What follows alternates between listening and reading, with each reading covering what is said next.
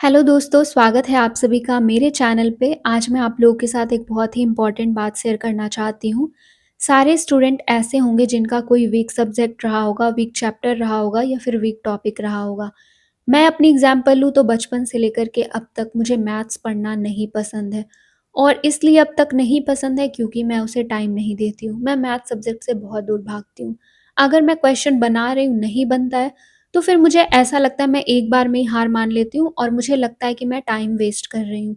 इससे अच्छा मैं बाकी के सब्जेक्ट्स को स्ट्रॉन्ग कर लूँ, तो मुझे मैथ्स उतना इफ़ेक्ट नहीं करेगा। लेकिन ऐसा नहीं है। अगर आप अपने सारे सब्जेक्ट पे और वीक सब्जेक्ट को छोड़ दे रहे हो और बाकियों पे ज़्यादा टाइम दे रहे हो, आपको खुशी मिलेगी कि आप पढ़ाई कर रहे हो, लेकिन वो खुशी बस रिज़ल्ट आने तक की ही रहेगी। जैसे ही रिज़ल्ट आएगा, फिर आपको रिग्रेट होने वाला है कि अगर आपने उस सब्जेक्ट पे अच्छे से फ़ोकस कर लिया होता या चैप्टर या टॉपिक जो भी, उस पे अगर अच्छे से फ़ोकस कर लिया होता, तो आपका स्कोर और अच्छा हो जाता। तो आप ऐसा रिग्रेट फ़ील ना करो, इसीलिए अगर आप अपनी वीकनेस को पहचान रहे हो कि आपका ये जो सब्जेक्ट है वो कमज़ोर है, तो आप उसको अपनी स्ट्रेंथ बनाओ।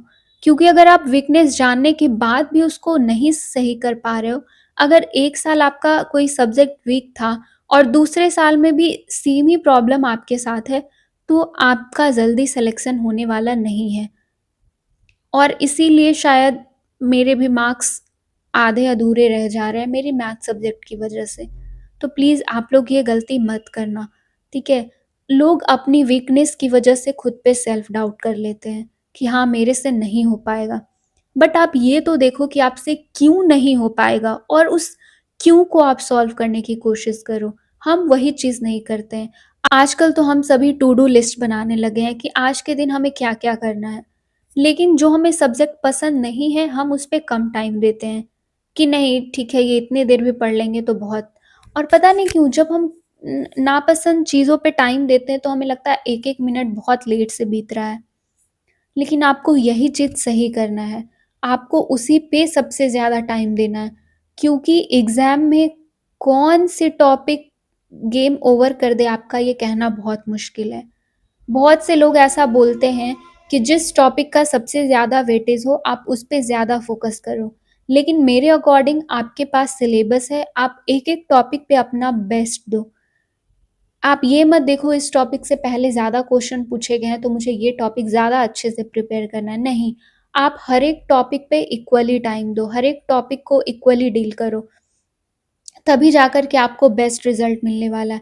शायद इसीलिए लोग मेहनत भी कर रहे हैं, लेकिन एक सही डायरेक्शन में नहीं कर रहे हैं, इसलिए उनका रिज़ल्ट नहीं आ पाता है और लास्टली उन्हें फ़ील होता है कि हम तो इतनी मेहनत किए, फिर हमारा रिज़ल्ट क्यों नहीं आया? क्योंकि शायद आप अपना वीकनेस नहीं पहचान पाए और अगर पहचान भी रहे हो, तो आप उसको स्ट्रॉन्ग नहीं कर पाए। तो मैं खुद को ये चैलेंज दे रही हूँ कि मुझे अपना मैथ्स बेस्ट से भी बेस्ट करना है। खुद को तो चैलेंज दे रही हूँ कि मुझे अपना मैथ्स अब बेस्ट करना है।